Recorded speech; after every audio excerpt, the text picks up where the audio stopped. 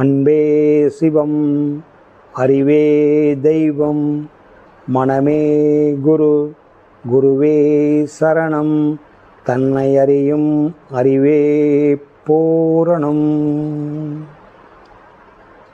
பெற்றோர் வணக்கம். அன்னையும் பிதாவும் முன்னறி தெய்வமாய் அனுதினம் தொழுவது நம்முதல் கடமையாம். உமதருளால் குருகருள் பெறுவேனே, குருகருளால் உலகை அறிவேனே. மகரிஷிகளின் அருளொளி பெற எனக்கு உரு கொடுத்த தாயே தந்தையே, அன்னையும் பிதாவும் முன்னறி தெய்வமாய் அனுதினம் தொழுவது நம்முதல் கடமையாம். அன்னைக்கு வணக்கம், தந்தைக்கு வணக்கம், ஆசானுக்கு வணக்கம். இருபால் மெய்யன்பர்களே, உங்கள் அனைவருக்கும் சித்தர் ஞான மார்க்கத்தின் சார்பாக வணக்கத்தையும் வாழ்த்துக்களையும் தெரிவித்துக் கொள்கிறேன். வாழ்க வளமுடன். இன்று பூரண பௌர்ணமி நாள். இன்று உபதேசம் பெற்றவர்களெல்லாம் பாக்கியசாலிகளை.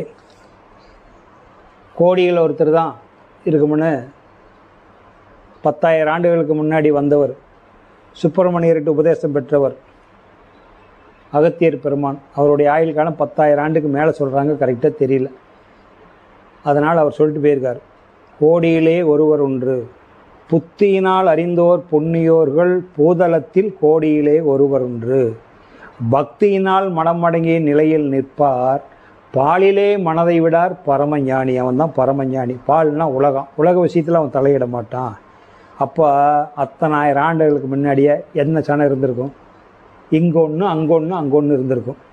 அவ்வளோதான் இருந்திருக்கு அவர் காலத்தில். அப்போவே சொல்லிட்டு போயிட்டார், 1 கோடி பேர்த்தில் சாமி கும்பிட போனால் புற வழிபாட்டில் 1 கோடி பேர் இருந்தால் உயிர் வழிபாட்டுக்கு ஒருத்தன் வருவான்னு சொல்லிட்டார். அதனால தான் பூதலத்திலே கோடியிலே ஒருத்தர் உண்டு, அகத்தியர் ஞான பாடல்னு இருக்கும்.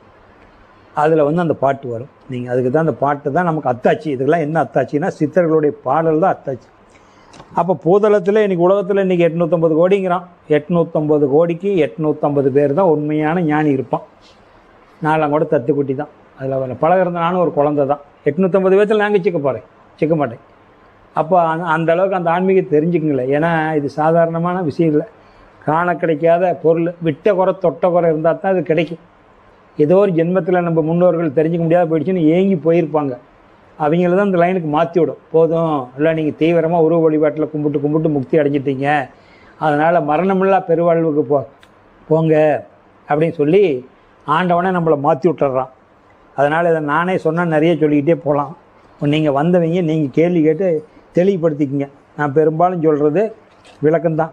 எப்போவுமே மாதம் ஒவ்வொருத்தருக்கும் மாதம் சொல்கிறதே தான் உங்களுக்கும் சொல்லுவேன். புதுசாக வர்றவங்க தெரிஞ்சுட்டு போய்ட்டு உங்களுக்கு இது புதுசு.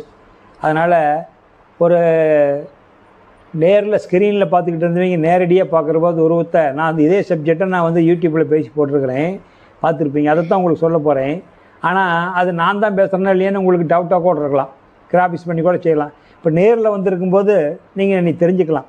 ஒரு குறிப்பு வச்சுக்கிட்டோ சீட்டு வச்சுக்கிட்டோ நான் சொல்ல மாட்டேன். அது மாதிரி சொல்லுவேன். அது சொற்பொழிவாக போயிடும், பட்டிமன்றமாக போயிடும். அது நமக்கு தேவையில்லை.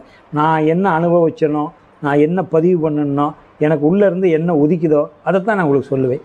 அதனால் என் குருநாதர் சொல்லுவார், விளக்கினேன் விளங்கியே அப்படிம்பார். விளக்கினேன் விளங்கியே அப்படின்னு குருநாதர். அப்படின்னு என்ன அர்த்தம்னா, நான் விளங்கினதுக்கப்புறம் உங்களுக்கு அதை விளக்குறேன்னு சொல்லுவார். நான் மனப்பாடம் பண்ணி அனுபவித்து ருசி தெரிஞ்சதுக்கப்புறம் தான் உங்களுக்கு சொல்கிறேன். இல்லைன்னா புத்தகத்தை பார்த்து படிச்சுட்டு போயிட்டே இருக்கலாமே. அதனால் இதில் இருக்கிற எந்த வாக்கியத்தை கேட்டீங்களாலும் என் மனசுக்குள்ளே கிடக்கிறத உங்களுக்கு சொல்லுவேன். அதனால் இன்னொன்று காரணம் என்னென்னா, ஒருத்தருக்கு ஒருத்தர் வித்தியாசம் வருதுன்னு கூட நீங்கள் நினைக்கக்கூடாது. அறிவியல் மட்டும்தான் கன்ஃபார்ம் பண்ண முடியும். இங்கே ஒரு பொருள் கண்டுபிடிச்சா உலக நாடுகள் ஒத்துக்கும், அது அறிவியல். இது உளவியல். உங்கள் மனசுக்கு ஒன்று தோணும், என் மனசுக்கு ஒன்று தோணும். ஒரே குரலுக்கு 10 பேர் 10 விதமான விளக்கம் சொல்லுவாங்க. ஆனால் எல்லா விளக்கும் ஒத்து வரும். தண்ணிக்கு பல பேர் இருக்கிற மாதிரி தான். உங்களுக்கு காலையிலே சொல்லிட்டு உபதேசம் கொடுக்கும்போது அந்த மாதிரி தான் இதுலேயும். ஆகையினால இதில் அந்த சீட்டில் உங்கள்கிட்ட கொடுத்துருக்கிற சீட்டில் யாராக ஒருத்தர் மட்டும் கேளுங்க, கரெக்டாக விவரமாக கேட்குறீங்க போது. ஏன்னா எல்லாமே அந்த சீட்டு பார்த்துட்டு இருக்காதிங்க. ஒருத்தர் சீட் எடுத்து வச்சுட்டு பின்னாடி பக்கம் 2வது பாராவிட்டிருந்து கேளுங்க, நான் உங்களுக்கு சொல்கிறேன். அதுதான் போதும். யாரோ ஒருத்தர் கேளுங்க ஐயா போதும்.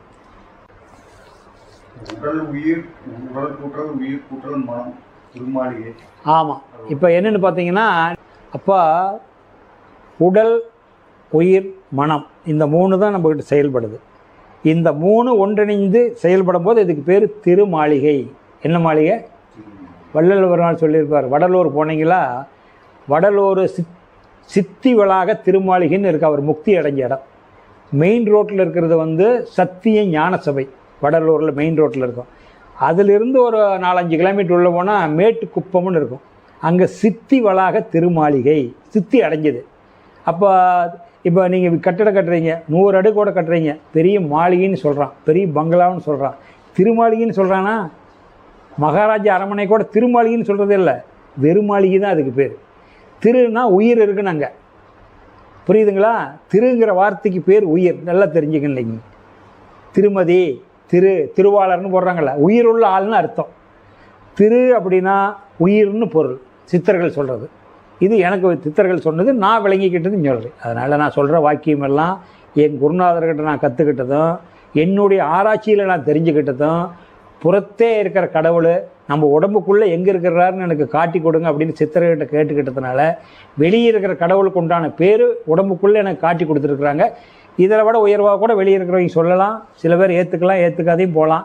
அதனால் நான் அதுக்கு வாதாட வரல. என்னுடைய மனசுக்கு தோன்றதை நான் சொல்கிறேன். இதுதான் கன்ஃபார்ம்னு நான் சொல்லலை. இதை உறுதியாகவும் ஏற்றுக்காதீங்க. சொல்லால் மட்டும் நம்பாதே, சுயமாய் சிந்தித்து தெளிவாயின்னு வேதாத்திரி மாதிரி சொல்லியிருக்கிறார். நீங்களும் சிந்திச்சு தெளிவாகுங்க. எங்கிட்ட இருக்கிற 6 அறிவு தான் உங்கள்கிட்ட இருக்குது. எனக்கு சொல்லி கொடுத்தவருக்கு 6 அறிவு தான், எனக்கு 6 அறிவு தான், உங்களுக்கு 6 அறிவு தான். அதனால் நீங்கள் சிந்திங்க. சிந்திக்கிற போது இது உங்களுக்கு நன்மைன்னு பட்டால் ஏற்றுக்குங்க. இதை விட இன்னும் கொஞ்சம் பெட்டராக இருக்குதுன்னா அதை சிந்திங்க, இதை விட்டுருங்க. ஆச்சுங்களா? ஒரு ஸ்கூட்டர் வந்தோடனே சைக்கிள் விட்டுட்டுமில்ல, கார் வந்தோடனே ஸ்கூட்டர் விட்டுட்டுமில்ல, ஒரு யாத்திரை போகிறதுக்கு எது பெஸ்ட்டாக இருக்குது அதை தான் எடுத்துக்கிறோம். அது மாதிரி தான் இந்த அறிவுக்கும். அதனால் நான் சொன்னது உயர்வான அறிவுன்னு நீங்கள் நினச்சிக்க வேண்டாம். அதனால் எது உங்களுக்கு திருப்தியாக இருக்கோ அதை எடுத்துக்கங்க. உங்களை திருப்திப்படுத்த வேண்டியது என்னுடைய வேலை. அதனால் உங்களுக்கு திரு அப்படின்னா அதுக்கு பேர் உயிர்னு அர்த்தம். மாளிகைன்னா இதுக்கு பேர் தான் திருமாளிகை. இதுதான் திருமாளிகை. சித்தி வளாக திருமாளிகைன்னு வள்ளல் பெருமான் சொல்லுவார். இதுக்கு பேர் என்ன சொல்கிறாருன்னா சித்தி வளாக திருமாளிகை. அப்போ இங்கே தான் சித்தி அடைய முடியும். சித்தி முத்தி எல்லாம் இதுக்குள்ளே தான் அடைய முடியும், வெளியே அடைய முடியாது. அப்போ இதுக்குள்ளே தான் சித்தி முத்தி அடைய முடியும். உங்களுக்குள்ளே நீங்கள் தான் அடைய முடியும். உபதேசங்கிறது நீங்கள் படிச்சிருக்கிற டிகிரி, இன்னொருத்தன் உங்களுடைய டிகிரி போக முடியாது. அதனால் நீங்கள் தான் அதை அனுபவிக்க முடியும். நீங்கள் தான் கஷ்டப்பட்டு படிக்கணும். நீங்கள் தானே இப்போ தேடிக்கிட்டு வந்திருக்கிறீங்க. அவ்வளோ தூரம் ஊட்டியிலேருந்து கஷ்டப்பட்டு, ஊட்டியில் இருந்தால் கோயம்புத்தூர் இருந்தால் எங்கெங்கேயே இருந்து சிரமப்பட்டு வந்திருக்கிறீங்க. அப்போ நீங்கள் தான் தெரிஞ்சுக்கணும். அப்போ திருன்னா இந்த 3க்கும் பேர். அகாரனா ஆன்மா, உகாரனா உடம்பு, மகாரனா உசுறு. இந்த 3 இருந்தால் தான் செயல்படும். ஆன்மா, உ உடம்பு, மா மனம், அகாரம். இதுதான் இந்த 3 அண்டத்தில் இருக்குது. அந்த அண்டத்தில் இருக்கிறது பிண்டத்துலேயும் வாங்க. அப்போ அண்டத்தில் இருக்கிறது பிண்டத்துக்கு எப்படி வந்துச்சுன்னு கேட்டால், போன மாதம் இப்படி தான் மகேந்திரன் கேட்டேன். நிறையா குறிச்சிக்கிட்டு வந்தோம்னார் கேள்வி. இந்த சப்ஜெக்ட் முடிஞ்சதுக்கப்புறம் கேள்வி பதில் நிகழ்ச்சியில் கம்முன்னு உட்காந்துக்கிட்டார். என்ன மகேந்திரானே? ஐயோ நான் நிறையா குறிச்சிட்டு வந்தாங்க ஐயா, எதுவுமே கேட்குறதுக்கு இல்லாத போயிடுச்சுங்களே, எல்லாமே உங்களதில் வந்துருச்சு, நான் என்னென்னு கேட்குறது அப்படின்ட்டு கேள்வி பதிலே அவர் எடுத்துக்கல. இன்னொரு அம்மா மெட்ராஸ்காரமாக தான் கேட்டாங்க போன மாதம். பார்த்தீங்களா தெரியும் கேள்வி பதில் நிகழ்ச்சி போன மாதம். மகேந்திரன் நான் நினச்சிட்டு வந்ததெல்லாம் நீங்கள் சப்ஜெக்ட்லேயே சொல்லிட்டீங்க, நினச்சதுக்கு மேலே சொல்லிட்டீங்க, நான் கேட்குறதுக்கு ஒன்றுமே இல்லைங்க அப்படின்ட்டார். அதனால் உங்களுக்கே நான் சொல்லி முடிக்கிறதுக்குள்ளே ஒரு தெளிவு கிடைக்கலாம்.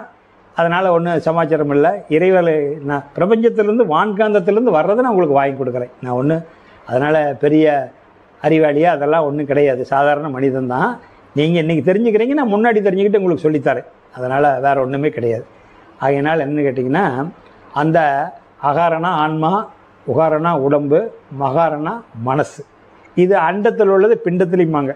மேலே விண்கலம் இருக்குது, அது அண்டம். கீழே மண்கலம் இருக்குது, இது பிண்டம்.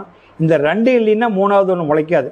ஒன்றுலேருந்து ஒன்று உற்பத்தி ஆச்சுன்னு சொல்கிறது அது அறியாமல் நீங்கள் சிந்திச்சு பாருங்கள். ஒரு பொருள் என்றைக்கும் உற்பத்தி ஆகினதே இல்லை. ஒரு பொருள் இன்னொரு பொருள் உற்பத்தி பண்ண வரலாறே கிடையாது. நீங்களும் சிந்திச்சு பாருங்கள். ஒரு பொருள் உற்பத்தி பண்ணவே பண்ணாது. ஸ்டார்டிங்லேயே 2 பொருள் சேர்ந்து தான் ஒரு 3வது பொருள் உற்பத்தி பண்ணணும். அதனால தான் சிவமின்றி சக்தி இல்லை, சமமின்றி சக்தி இல்லைன்னு சொல்கிறது. உங்களுக்கு புரிகிற மாதிரியே சொல்லிகிட்டு இருக்கிறேன்.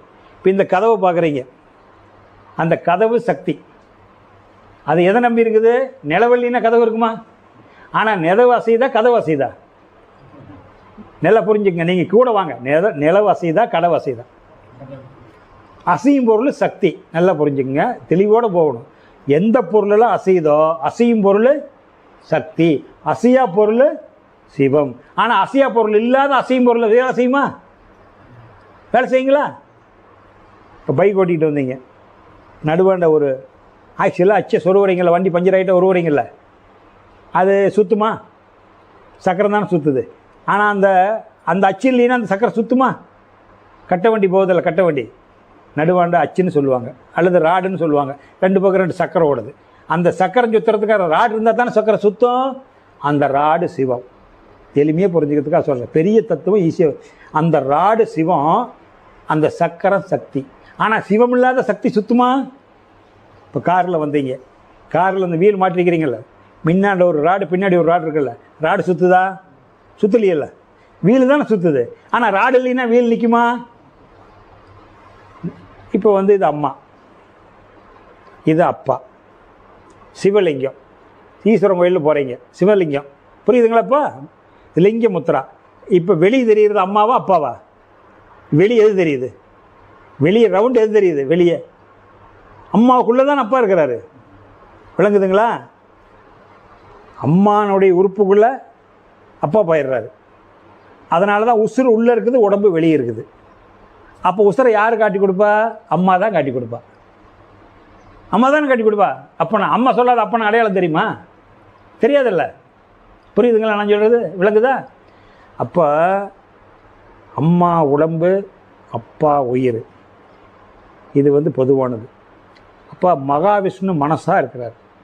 அப்போ உயிர் சிவம், உடம்பு சக்தி, மனசு மகாவிஷ்ணு. இதுக்கு அடையாளம் என்னன்னீங்கன்னா, வால்மீகி பெருமாள் பாட்டு ஒன்று இருக்கும். வால்மீகி பெருமாள் ராமாயணம் மட்டும்தான் நினச்சிக்கிட்டு இருக்கிறோம். அவர் இந்த தவத்துக்கு, இந்த யோகத்துக்கு, யோக சுஸ்திரத்துக்கு ஒரு 16 பாட்டு கொடுத்துருக்காரு, தத்துவ பாட்டு கொடுத்துருக்காரு. வால்மீகி பெருமாள்னு போட்டிங்களா நெட்டில் வரும், ஒரு 16 பாட்டு கொடுத்துருப்பார். ராமாயணம் மட்டும்தான் அவரது நிறைய பார்ப்பாங்க. ஆன்மீக பாடலும் கொடுத்துருக்கிறாரு. அந்த பாடலில் ஒரு 100 பாட்டை, சித்தர் பாட்டையே ஒரு 100 பாட்டு படிக்கிறதுக்கு சரி, இந்த ஒரு பாட்டு படிக்கிறதுக்கு சரி, அதில் அவ்வளோ விஷயம் இருக்குது சொல்லியிருப்பார் அவர். 16 வரி அவர் வர்ணிக்கிறார் பிரபஞ்சத்தை. இருள் வெளியாய் நின்ற சிவன் பாதம் போற்றி அப்படின்னு தொடங்குறாரு. இருளும் வெளியுமாய் நின்ற, இருளுக்கும் அந்த இருள் எங்கே இருக்குதுன்னு கேட்டால் வெளி. இருளையும் வெளியும் பிரிக்க முடியுமா? பிரிக்க முடியுங்களா? பிரிக்க முடியாது. அதனால தான் 2லிருந்து 2 வராது. ஒன்று சுற்றுனா ஒன்று நாதுங்கிறது சுத்திரத்தை பற்றி நினச்சிக்குவீங்க. அந்த சுத்திரத்துக்கு ஒரு பேச வேணுமில்ல? புரியுதுங்களாங்க? விளங்குதா? இப்போ ஒரு பொருள் சுற்றுனா ஒரு பொருள் உற்பத்தி ஆகுங்கிறத நீங்கள் நினச்சிட்டு இருப்பீங்க. ஆனால் சுத்திரத்துக்கு பேசில்லாத ஒன்று சுற்ற முடியுமா? புரியுதுங்களா? விளங்குதா? அதனால தான் ஒரு பொருள் ஸ்டார்டிங்லேயே 2 பொருளோடு தான் 3வது பொருள் வருது. அப்போ அந்த சிவனும் சக்தி இணையாத அங்கே முருகன் வரமாட்டான். முருகன் தான் அவங்க கண்ணுக்கு தெரிவான், சிவனும் சக்தியும் தெரிய மாட்டான். புரியுதுங்களா? அப்போ 2 பொருள் சேர்ந்து தான் ஒரு பொருள் வருதோ இல்லையே, ஒரு பொருள் இருந்து ஒரு பொருள் வராது. அது அறியாமல், அறிஞ்சிக்கிற போது நீங்கள் தெரிஞ்சுக்குவீங்க. ஸ்டார்டிங்லேயே 2 பொருள் இருந்தால் ஒரு பொருள் வருது. அப்போ என்னென்னு கேட்டிங்கன்னா, இருள் வெளியாய் நின்ற சிவன் பாதம் போற்றி எழுத்ததன் விவரத்தை விளக்கி சொல். எழுத்துன்னு சொல்கிறார். இந்த இடத்துல உருவத்தை கொடுக்கல. நான் சொல்கிறது பூரா கடவுளுடைய பேர் தான், வெளித்தோற்றத்தில் இருக்கிற கடவுளுடைய பேர் தான். ஆனால் பூரா அருவமான விஷயத்தை நான் சொல்லிகிட்டு இருக்கிறேன். ஆனால் பேர் பூரா கடவுள் பேர். இதெல்லாம் இந்த கடவுள் பூரா உங்களுக்கு உள்ளே காட்ட போகிறேன்.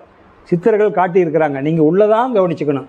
நான் எந்த இடத்துல எந்த கடவுள் பேர் சொன்னாலும் புறத்தை பார்த்த கடவுள் ஞாபகத்துக்கு வரும். அதெல்லாம் அப்படியே இருக்கட்டும், தவறில்லை. எல்லா வழிபாடு சிறந்த வழிபாடு, உயர்ந்த வழிபாடு, வழிபாட்டில் தவறில்லை. அடுத்த லெவலுக்கு நம்ம போகிறோம், அவ்வளோதான் ஒழிய நம்ம அடுத்த லெவலுக்கு போகிறோம். தொடக்க கல்வி, உயர்நிலை, மேல்நிலை, காலேஜ் இருக்கிற மாதிரி ஆன்மீகத்தில் அடுத்த லெவலுக்கு போகிறோம். மற்றபடி எல்லா வழிபாடு உயர்ந்த வழிபாடு, சிறந்த வழிபாடு. அது சொல்கிறேன் கடைசியாக உங்களுக்கு. அப்போ என்னென்னு கேட்டிங்களா, அவர் அதனால தான் எழுத்துங்கிறார் அந்த இடத்துல. இருள் வெளியாய் நின்ற சிவன் பாதம் போற்றி எழுத்து அதன் விவரத்தை விளக்கி சொல்வேன். உருவாய் நின்றது எதுவே அதுவே எழுந்ததாகும். நல்லா புரிஞ்சுக்கணும், மொல்லவே சொல்கிறேன். உருவாய் நின்றது எதுவே அதுவே எழுந்ததாகும். ஆதி அண்ட பிண்டம் அதுவே ஆகும். திரு உருவாய், திருனா உயிர், அது உயிர் அந்த திரு உருவம் எடுக்குது. திரு உருவாய் ரவி மதியாய் நின்ற ரூபம். திரு உருவாய், திரு உருவே ரவி மதியாய் நின்ற ரூபம். ரவினா சூரியன், மதினா சந்திரன். புரிஞ்சுக்கிறீங்களா? அதை உற்பத்தி பண்ணினது அதாப்பாங்கிறார். நல்ல கூடவே வாங்க. அப்போ அந்த திரு தான் சூரியன் உற்பத்தி பண்ணிச்சு, சந்திரன் உற்பத்தி பண்ணிச்சு. திரு உருவாய் ரவிமதியாய் நின்ற ரூபம். அடுத்தது வரார், சிவசக்தி திருமாலின் ரூபமாகும். இப்போ வந்துட்டாரா? அந்த சிவன் சக்தி திருமால் ரூபமும் அதுதானப்பா. சிவனாக வந்தது அதுதான், சக்தியாக வந்தது அதுதான், திருமாலாக வந்தது அதுதான். அந்த வெளிதான், வெட்ட வெளிதான் அப்படிங்கிறார். அப்போ திரு உருவாய் ரவிமதியாய் நின்ற ரூபம் சிவசக்தி திருமாலின் ரூபமாகும். அப்போ வரு உருவம் சிவசக்தி வடிவமாகும். சிவசக்தி வரு உருவம் சிவசக்தி வடிவம். எந்த ஒரு தாவரமாக இருந்தாலும், எந்த மானிடராக இருந்தாலும் சிவசக்தியினுடைய உருவம் இல்லாத ஒரு உருவம் படைக்க முடியாது. ஒரு விதையை போட்டிங்களா அதை முட்டிக்கிட்டு மேலே வரும், ரெண்டாக வெடிக்கும். குச்சி நேராக வரும், ரெண்டாக வெடிக்கும். சக்தி சிவம், அப்பா அம்மா. புரியுதுங்களா? நேரடியாக ஒத்தையோடு வருதா? ரெண்டு வெடிக்குது இல்லை? அந்த விதை வெடிச்சதுனாவே அப்பனும் அம்மானு பிறந்தா தானே வர முடியும். அப்போ அதனால தான் சொல்கிறார், சிவசக்தி திருவாளின் ரூபமாகவும் வரு உருவம் சிவசக்தி வடிவமாகும். வந்ததிலும் போனதிலும் மனதிவை. வந்ததும் போனதும் வாசியாகும். மூச்சு வெளியே வந்தது போச்சு, வந்தது போச்சு, வந்ததும் போனதும். நீ உசுராக இருக்கிறதுக்கு வந்தது இதுதான், உன்னை விட்டுட்டு போனது அதுதான். மூச்சு இருக்கிற வரைக்கும் பேசுகிற, மூச்சு போனால் டெத்து. இப்போ வந்ததும் வாசி, போனதும் வாசி. வந்ததும் போனதும் வாசியாகும். வானில் வரும் ரவிமதியும் வாசியாகும். வானில் வரும் ரவிமதி சூரிய சந்திரனும் காத்து நாளான உருண்டதாப்பாங்கிறார். வானில் வரும் ரவிமதியும் வாசியாகும். சிந்தை தெளிந்திருப்பவனே சித்தன். ஜெகமெல்லாம் சிவமென்று, எல்லாமே சிவமயம். ஜெகமெல்லாம் சிவமென்று அறிந்தோனே சித்தன். நந்தி என்ற வாகனமே ஸ்தூல தேகம். நந்தி என்ற நந்தினா உடம்பு, புரியுதுங்களா? நந்தி என்ற வாகனமே ஸ்தூலத்தூனா அணுக்களான தேகம். புரியுதுங்களா நான் சொல்கிறது? நந்தி என்ற வாகனமே ஸ்தூல தேகம். நான் முகம் கண்மூக்கு செவியாகும். 5 போதம் அங்கிட்டு இருக்குது, பஞ்சபோதம். நந்தி என்ற வாகனமே ஸ்தூல தேகம்.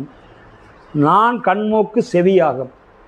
தந்தி முகன் சிவசக்தி திருமூச்சாகும். தந்தி ஃபைனல் கார்டு பின்னாடி இருக்குது இல்லைங்க, தந்தி மாதிரி கொடிக்கும் மாதிரி இருக்குல்ல. தந்தி முகன் சிவசக்தி திருமூச்சாகும். அப்பா மூச்சு அம்மா மூச்சு அங்கே ஏறி இறங்கிட்டு இருக்குது, 2 ஏறி இறங்கிட்டு இருக்குது. புரியுதுங்களா? தந்தி முகன், தந்தினா ஃபைனல் கார்டு கொடிக்கம்பம், தந்தினா தந்தி கம்பம், அதுதான் கம்பம். தந்தி முகன் சிவசக்தி திருமூச்சாகும். தந்தை தாய் ரவி மதி என்று அறிந்து கொள்ளே. உன்னுடைய தந்தை தாய் யார்? சூரியன் சந்திரன்.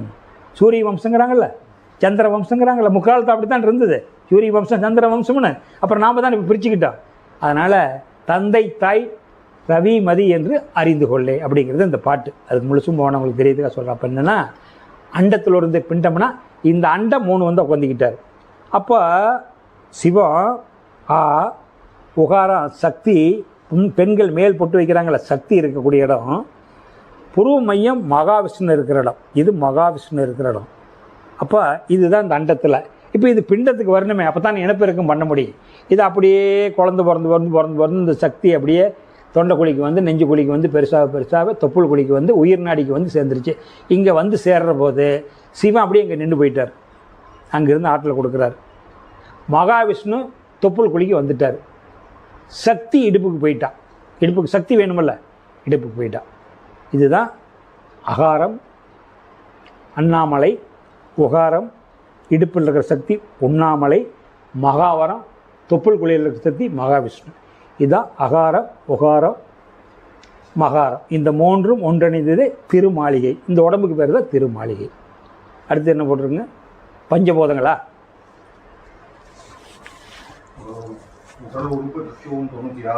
அதான் சொல்லிடு, அதான் அகர உகர மகர திருமாளிகை சொல்லிட்டேன். பஞ்சபோதங்களா? அந்த உடல் உறுப்பு தத்துவம் அந்த 96 வந்துடும். நான் சொல்லி முடிக்கிறதுக்குள்ளே 96 தத்துவம் உங்களுக்கு வந்துடும். ஸ்டார்ட் வந்து பஞ்சபோதம். அப்போ இந்த பிரபஞ்சத்துக்கு வந்து பஞ்சபோதம். இப்போ நான் சொல்கிறத வாங்கிங்க, அதை வச்சுருங்க போதும். இன்னும் ஒரு 5 நிமிஷம் 10 நிமிஷம் ஆகும். அப்போ ஏன்னா லைனாக இருக்கிறதுக்காக சொல்கிறேன். பஞ்சபோதம் அண்டத்தில் உள்ளது பிண்டத்தில்னு சொல்லிட்டுமல்ல. அப்போ அந்த பஞ்சபோதத்தை உங்களுக்கு காட்டணுமல்ல, அப்போ தானே நீங்கள் நம்புவீங்க. 5வது போதம் மண்.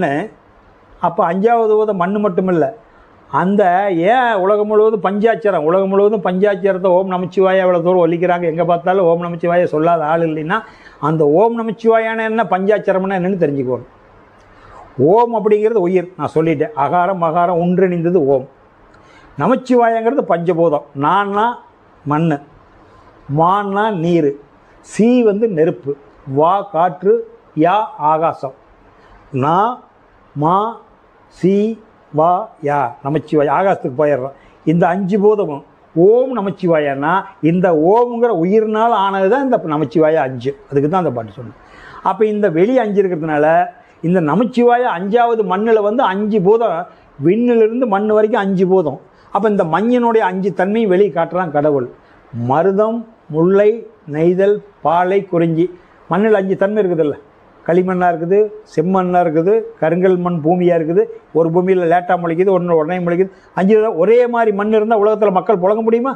எல்லா பக்கம் மணலாக இருந்தால் களிமண் இல்லைன்னு புழங்க முடியுமா? அப்போ உங்களுடைய வாழ்க்கைக்காக கடவுள் 5 படைச்சிருக்கான் பாருங்கள். 5 விதமான தன்மை இருக்குது மண்ணில். அப்போ இந்த மண்ணில் வெளியே 5 தன்மை இருக்கிறதுனால மண்ணான உடம்புல எப்படி உள்ள அதுக்குள்ளே வயிற வயிடூரி இருக்கிற மாதிரி உங்கள் உடம்புக்குள்ள இந்த மண் 5வது போதும் 5 விதமாக இருக்குது. 1 தோல், 2 சதைகள், 3 சதையை தாங்கி பிடிச்சிருக்கிற எலும்பு, 4 எலும்பு சுற்றி ஓடுற நரம்புகள், 5 ரோமங்கள், முடி.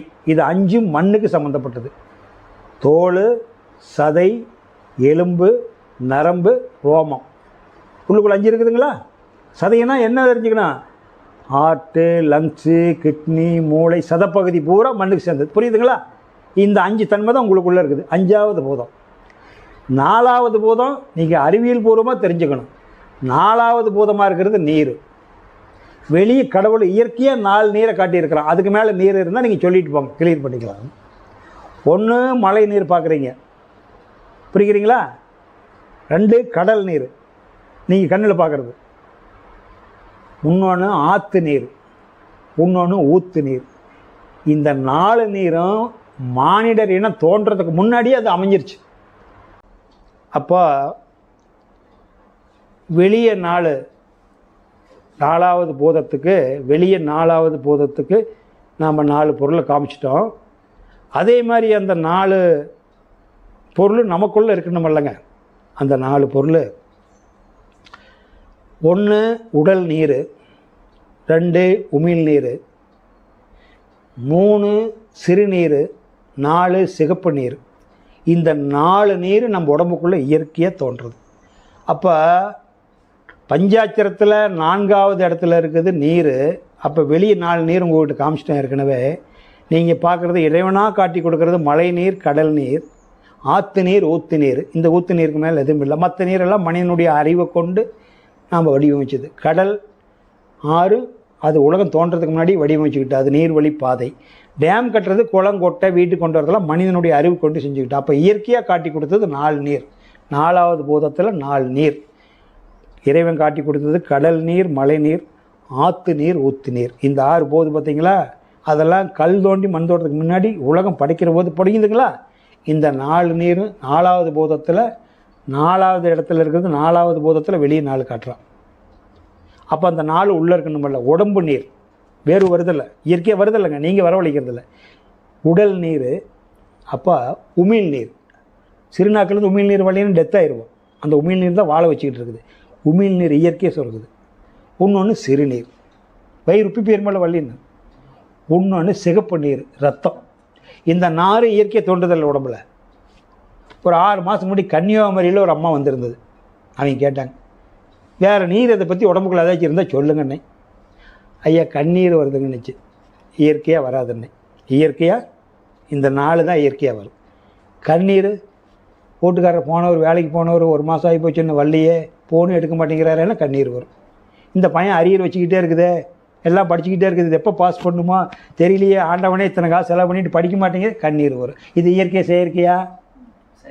செயற்கை தானே. இயற்கையாக வராதில்ல, கண்ணீர் வராதில்லைங்கய்யா, வராது. அப்போ வெளியிருக்கிற 4 நீர் நம்ம உடம்புக்குள்ளே இருக்குது. அப்போ உடல் நீர், உமிழ் நீர், சிறுநீர், சிகப்பு நீர். இந்த 4 நீர் இதுதான் 4வது பூதம். 4வது பூதத்துக்கு உண்டான விளக்கம். இப்போ 3வது பூதம் நெருப்பு. அதில் 3 மண்டலம் இருக்குது. அக்னி மண்டலம், அக்னி மண்டலம் அந்த சுழற்சியில் பிரம்ம பிரகாச பெருவழின்னு சொல்லுவார் திருமந்திரத்தில், வள்ளல் பெருமானும் சொல்லுவார். அந்த அக்னி மண்டலம் தான் சூரிய மண்டலம் ஆகுது. சூரிய மண்டலம் சந்திர மண்டலம் ஆகுது. இந்த 3 மண்டலத்தையும் கடந்தால், அக்னி மண்டலத்தை கடந்தால் இருள்வெளி வந்துடும், முக்திக்கு போயிடுறோம். அந்த அக்னி மண்டலம் வந்து இங்கே வரும்போது, அக்னி மண்டலம், சூரிய மண்டலம், சந்திர மண்டலம், இந்த 3 மண்டலத்தையும் கடந்தால் முக்தி. இப்போ இந்த இடத்துல உங்களுக்கு ஒரு சந்தேகம் வரலாம், ஐயா மேலே அக்னி மண்டலம், அப்புறம் சூரிய மண்டலம், அப்புறம் சந்திர மண்டலம் வருது, கடைசியாக சந்திர மண்டலம். அப்போ நீங்கள் சொல்கிறது பாதத்திலிருந்து இடுப்பு வரைக்கும் அக்னி மண்டலம்னு சொல்கிறீங்க, இடுப்பிலிருந்து தோல் வரைக்கும் சூரிய மண்டலம்னு சொல்கிறீங்க, தோலுக்கு மேலே தலை உச்சி வரைக்கும் சந்திர மண்டலம்னு சொல்கிறீங்க. தலைகளாவில் தெரியுதுன்னு உங்களுக்கு தோணலாம். புரியுதுங்களா? நல்லா விளையுங்க. ஏன்னா ரொம்ப முக்கியமான சப்ஜெக்ட். இப்போ குழந்தை பிறக்கும்போது எப்படி வருது? தலை வருதா கால் வருதா? தலை தானே வருது. அப்போ தலை வர்றபோது முதல்ல தெரிகிறது சந்திரன் தானே தெரியுறான், பூமிக்கு பக்கத்தில் இருக்கிற கோள். அப்போ சந்திரன் தானே வருது. தலைப்பு சந்திரன் பகுதி தானே முதல்ல வருது. சந்திரனுக்கு அடுத்தது சூரியன் பார்க்குறீங்களா? சூரியனுடைய தலைக்கு கீழே தோலிலிருந்து இடுப்பு வரைக்கும் அடுத்தது பகுதி வருதா? 3ஆவதாக தானே கால் வருது. புரியுதுங்களா? அப்படி தானே வருது குழந்தை. அப்போ கால் பாதத்திலிருந்து இது வரைக்கும் இடுப்பு அக்னி மண்டலம். சக்தி வேணுமில்ல உடம்புக்கு. இந்த சூரிய சக்திங்க இருந்தால் தலை வெடிச்சு போயிடாது. தாங்க முடியுமா? உள்ள அம்மா இருந்து தாங்கிக்கிறா குளிர்ச்சியா. அப்போ இடுப்புலேருந்து தோல் வரைக்கும் சூரியன். என்னென்ன சாப்பிட்றீங்க, என்னென்ன வர்றீங்க எல்லாம் டிரான்ஸ்ஃபர் பண்ணணுமில்ல. நெருப்பு வேணுமில்ல, சூடு வேணுமில்ல. இல்லைன்னு போட்டதெல்லாம் சீரணாகாதல்ல, சூடு வேணுமில்ல. அப்போ இதெல்லாம் குளிர்ச்சியாக இருக்கிறதுக்கு தலை. அதனால் பாதத்திலிருந்து இடுப்பு வரைக்கும் அக்னி மண்டலம், இடுப்புலேருந்து தோல் வரைக்கும் சூரியன் மண்டலம், தோல்லிருந்து தலை உச்சி வரைக்கும் சந்திர மண்டலம். 3 மண்டலத்தையும் கடந்தால் முக்தி. இப்போ நீங்கள் வந்து ஔவையாருடைய விநாயகர் அகவல் பாட்டை கேளுங்க. நான் சொன்னதுக்கப்புறம் வீட்டில் போய் சாயந்தரம் போட்டு கேளுங்க. அதெல்லாம் நான் முழுசாக படித்து வைக்கல, உங்களுக்கு விளக்க சொன்னால் போது 2 மண்டலத்தை கடந்தால் நீங்கள் முக்திக்கு போயிடுறீங்க. அவ்வளோதான். சந்திரன் சூரியன் அக்னி மண்டலத்தையும் கடந்தால் 3 மண்டலத்தையும் கடந்தால் முக்தி. அதனால் உங்களுக்கு வந்து மெயினாக 5 உபதேசத்தில் 3 உபதேசம் முக்கியமாக வச்சுருக்கிறேன். 3 உபதேசம் தெரிஞ்சுக்கிட்டீங்களாவே போதும். 5ல் மற்றது 2 எக்ஸ்ட்ரா அது தேவையில்லை. அது ரொம்ப வாழ்க்கையை வருது. தனிமையில் இருக்கிறவோ தெரிஞ்சுக்கிட்டா போதும். இப்போதைக்கு நீங்கள் 3 உபதேசம் வாங்கிட்டீங்களா போதும். அந்த 3ஐயும் அடைஞ்சால் முக்தி.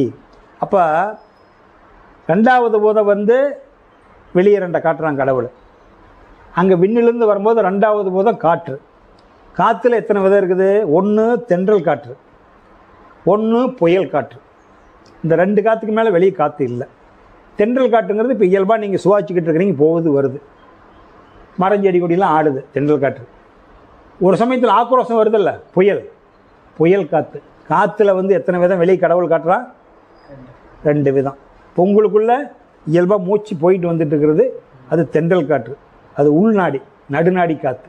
மூக்கில் வெளியே வந்துக்கிட்டு போட்டுருக்கல, இது வெளிக்காற்று. ஒன்று உள்காற்று, அது தானியங்கி இயக்கம். இது மனவிரும்பி இயக்கம்.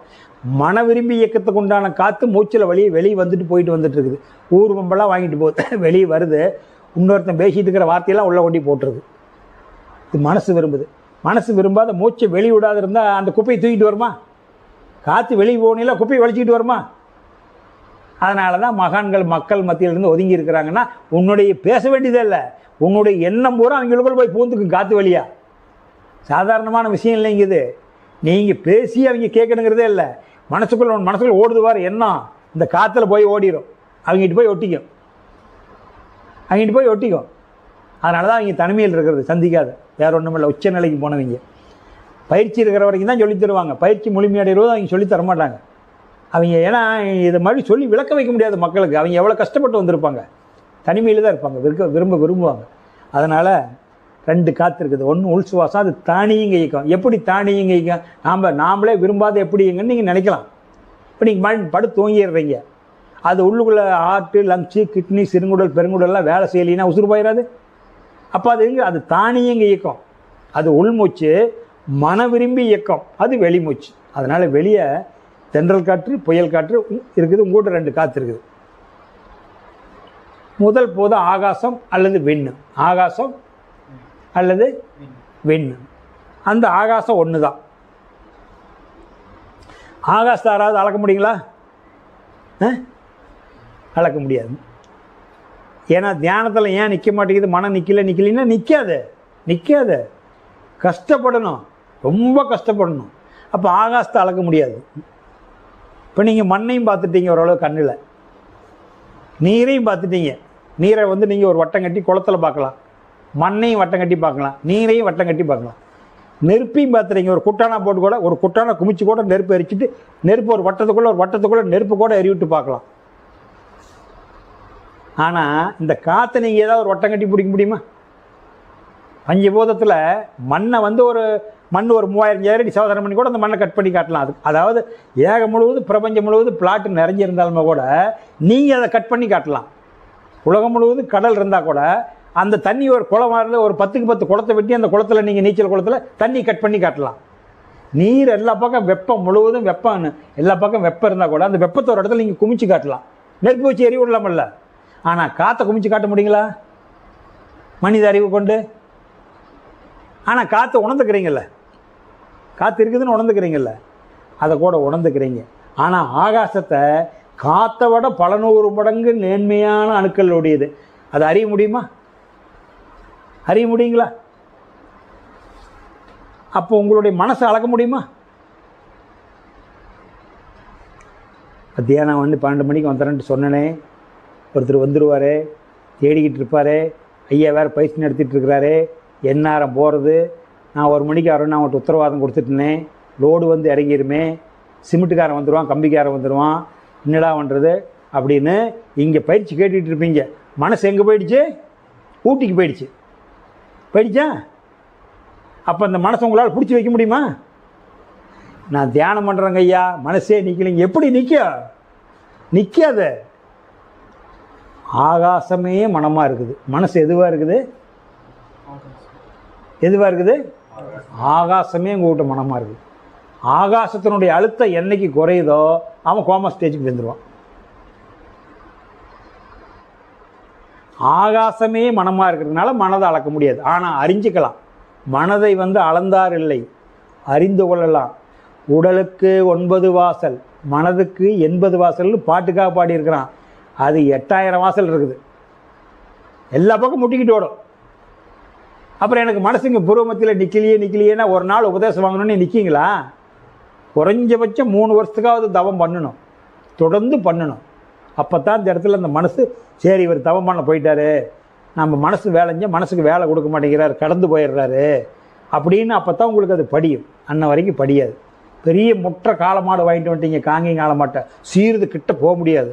அதை உங்கள் வழி கொண்டு வரதுன்னா கொஞ்சம் கொஞ்சமாக அதுக்கிட்ட பழகி அதுக்கிட்ட ஆகிறது குறைஞ்சது உங்களுக்கு 6 மாதம் ஆயிடாது.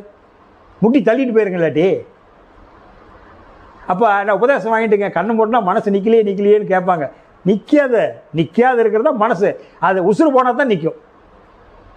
மனசு அலைபாயக்கூடாதுன்னா உசுறு போயிடணும். உசுறு போனால் மனசு அலைபாயாது. அப்புறம் நடக்கிற காரியமா? அப்போ அதோட தான் என்னைக்கு கடல் அலை நிற்கிறது, என்னைக்கு மீன் பிடிக்க போகிறது? கடல் அலை நிற்கிறது எப்போ, மீன் பிடிக்க போகிறது எப்போ? வாழ்நாள் முழுதும் போக முடியாது. போக முடியுங்களா? 24 ஹவர்ஸ் கடல் அலை ஓயிட்டே தான் இருக்கும். அதுக்குள்ளே தானே போய் மீன் பிடிக்கிறான். அப்படி தான் மனசு அலைபாஞ்சிக்கிட்டே தான் இருக்கும். அந்த அலைவாயத்துக்குள்ளே போய் புகுந்து நம்ம வென்று வரணும். நான் தவம் பண்ணுறேன், நீ என்ன தூண்டுனாலும் நான் வேலை கொடுக்க மாட்டேன், இப்போ எந்திரிச்சு போக மாட்டேன். யார் ஃப்ரெண்டு கண்ணுக்கு முன்னாடி நின்னாலும், தொழிலதிபர் வந்து நின்னாலும், செல்வந்தர் நின்னாலும் நான் அவங்கள சந்திக்க மாட்டேன். இப்போ நான் தவம் பண்ணுறேன், என்ன பண்ணாலும் மனமே நான் இந்த 1/2 மணி நேரம் இந்த ஸ்பாட் விட்டு எந்திரிக்க மாட்டேன் அப்படிங்கிற நீங்கள் சங்கல்பம் பண்ணி உட்காந்திங்களா, ஒரு 10 நாள் 15 நாளைக்கு ஆட்டம் கட்டும். அப்புறமா இது இவகிட்ட போய் நின்று விளைய இந்த ஆள் நம்மளை கவனிக்க மாட்டேங்கிறான், மரியாதை கொடுக்க மாட்டேங்கிறான் அப்படின்னு தூர போயிடும். அப்புறம் அது நினப்பு வரவே வராது, மறைஞ்சு போயிடும். அதான் அப்போ அந்த மனமே ஆகாசம் ஒன்று அவங்களுக்குள்ள மனமாக இருக்குது. உங்களுக்கு இதுதான் பஞ்சாட்சரத்தினுடைய 5 பூதங்கள். பஞ்சாட்சரம்னா பஞ்சமனா 5, சரமனா கோர்வையாக இருக்குது. ஒரு கடுவு எடுத்தால் கூட கடுவில் பஞ்சபூத தன்மை இருக்குது. ஒரு திங்கிற சாப்பாட்டு எடுத்தீங்கன்னா கூட சாப்பாட்டில் பஞ்சபூத கூட்டு இல்லாத உலகத்தில் எந்த சடப்பொருளும் கிடையாதுங்க ஐயா. எந்த உயிர் பொருளும் கிடையாதுங்க ஐயா. ஒரு சாப்பாட்டு எடுக்கிறீங்க, அது தானியம் மண்ணால் ஆனது. அதை பேஞ்சிங்களா கையில் வசவசன்னு ஒட்டுது, மண் மாதிரி. மண்ணுக்கு அடையாளமாக அந்த சாப்பாடு, நீருக்கு அடையாளமாக அந்த சாப்பாட்டுக்கு வேக வைக்கிற ஒரு தண்ணி, நெருப்புக்கு அடையாளமாக வேக வைக்கிற நெருப்பு, காற்றுக்கு அடையாளமாக அதை உணர வைக்கிற காற்று ஆச்சா. இந்த காற்றை சுழல வைக்கிறதுக்கு அணுவாக இருக்கிறது ஆகாசம், நாளுக்கு மூலமாக இருக்குது. அப்போ பஞ்சபோதம் இல்லாத ஒரு சாப்பாட்டில் கூட கிடையாது. இதிலேருந்து நீங்கள் புரிஞ்சுக்கலாம், எளிமையாக இருக்கிறதுக்காக சொன்னேன். ஒரு டீ சாப்பிட்றதுலேருந்து குழம்புலேருந்து எந்த பொருளாக இருந்தாலும் ஒவ்வொரு பொருள்லையும் பஞ்சபோத கூட்டு இருக்குது. வீதாச்சல வித்தியாசமாக இருக்குது, வீதாச்சல வித்தியாசமாக இருக்குது. ஒரு செங்கல் எடுத்துக்கிட்டிங்களா கூட பஞ்சபோத கூட்டு இல்லாத செங்கல் தயாரிக்க முடியாது. அதில் மண் இருக்குது, அதில் நீர் இருக்குது, அதை சூடு பண்ணுறதுக்கு நெருப்பு போடுறீங்க, அப்புறம் உணர்த்துறதுக்கு காற்று வருது, எல்லாத்துக்கும் ஆகாச தொகுல் அதில் படிஞ்சு இருக்குது. இப்படி எந்த பொருளும் ஒன்றா நான் சொல்ல வேண்டியதில்லை, நீங்கள் புரிஞ்சுக்குவீங்க. அப்போ அதனால தான் அண்டத்தில் உள்ளது பிண்டத்திலைன்னு சொல்லிட்டான். அப்போ என்னென்னு கேட்டிங்களா, இந்த பஞ்சபூதம் 5 பூதம் நமக்குள்ளே இருக்குது, வெளியே இருக்கிற 5 பூதம் உங்களுக்குள்ளே இருக்குது. அதனால் இதுதான் 5 பூதம் நவகோள்கள். இந்த 5 பூதத்துக்கு அடையாளமாக மக்கள் 5 பூதத்தை இப்படி உடம்புல தியானம் பண்ணி ஒரு குருமார்கள் அடைஞ்சு என்றைக்கிட விவரம் தெரிஞ்சுக்க போகிறாங்க. அறியாமல் இருக்கிறவங்களுக்கு மக்களை நல்வழி கொண்டு வரணுங்கிறதுக்காக பெரியோர்களால் ஏற்படுத்தி வச்ச ஒரு கட்டமைப்பு தான் பஞ்சபோத ஸ்தலங்கள் நமக்கு வச்சுருக்கிறாங்க. பஞ்சபோத ஸ்தலங்களுக்கு இது அடையாளமாக அதை கும்பிடு, இதெல்லாம் நமக்குள்ளே இருக்குதுங்கிறதுனால இதை வெளியே நமக்கு 5 பூத ஸ்தலங்களுக்கு காமிச்சாங்க. அப்புறம் காஞ்சிபுரம்னா ஏகாம்பரேஸ்வரநாதர், மண்ணுக்கு அடையாளமாக ஏகாம்பரேஸ்வரர்.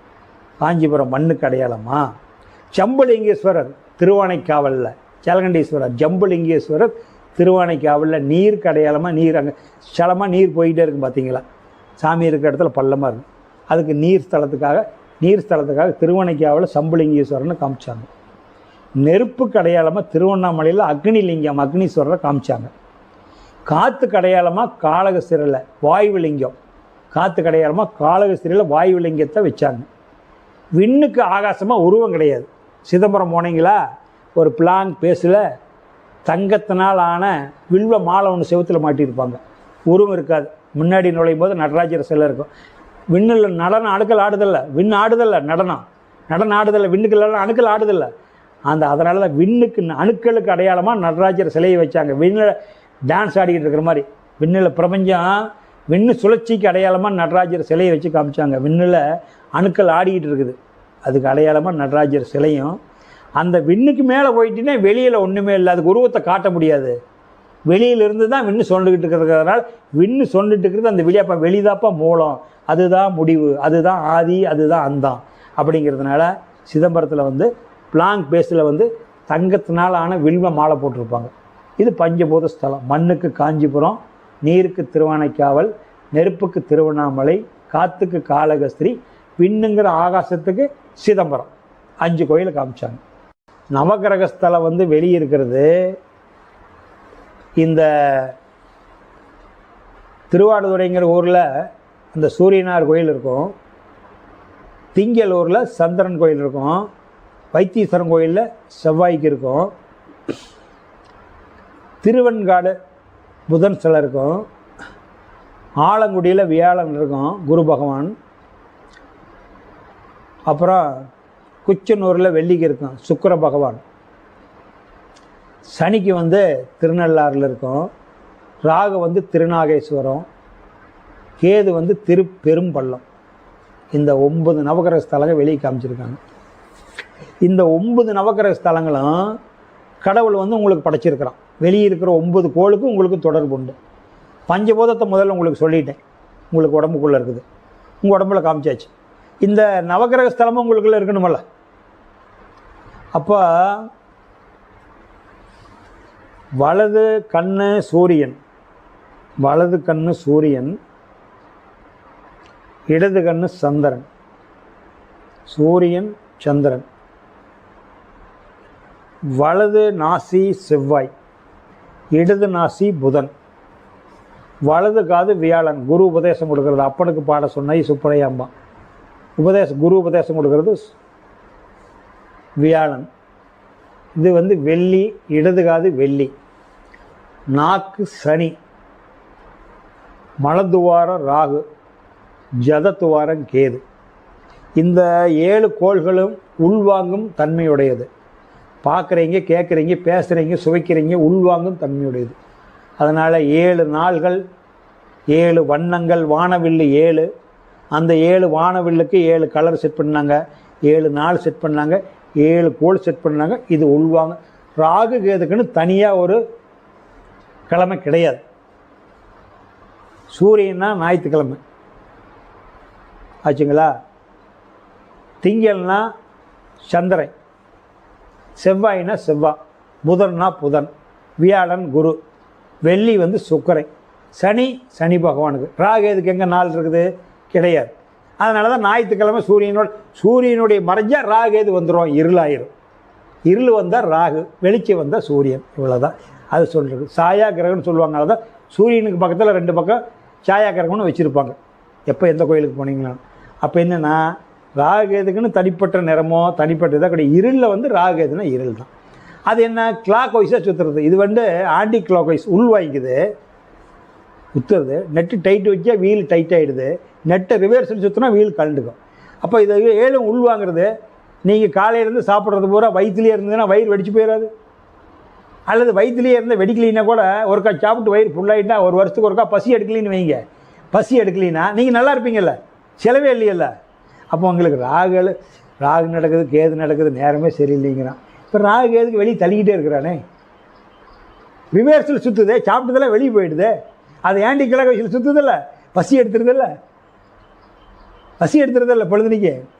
புரியுதுங்களா? இது ராகு கேது கீழே இருக்குது 2, மொத்தம் 9 கோள்கள். புரியுதுங்களா? இதுதான் பஞ்சபூதம் உங்களுக்குள்ளே இருக்குது, நவக்கோள்கள் உங்களுக்குள்ளே இருக்குது. அடுத்து என்ன போட்டிருக்குங்க?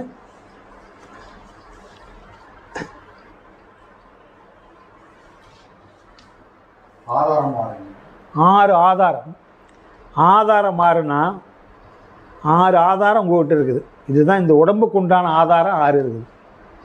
மூலாதாரம், சுவாதிஷ்டானம், மணிப்பூரகம், அநாதகம், விசிக்தி, ஆக்கினை. இந்த 6 ஆதாரமும் உங்கள்கிட்ட இருக்குது. இதுதான் ஆதாரம் 6 உடம்பு ஒன்று. தத்துவம் சொல்கிறது 6 ஆதாரம் உங்களுக்குள்ளே இருக்குது. 6 ஆதாரத்துக்கு அச்சரம் 51 இருக்கும்.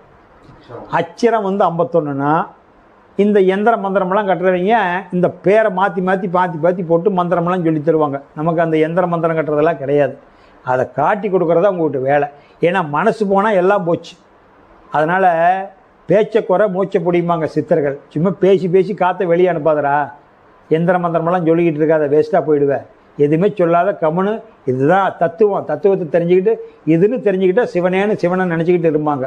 அதனால் ஆனால் உங்களுக்கு விளக்கணுங்கிறதுனால அதை சொல்கிறேன். அச்சரம் 51ன்னா இந்த 6 ஆதாரத்துலேயும் 51 அச்சரம் இருக்குது.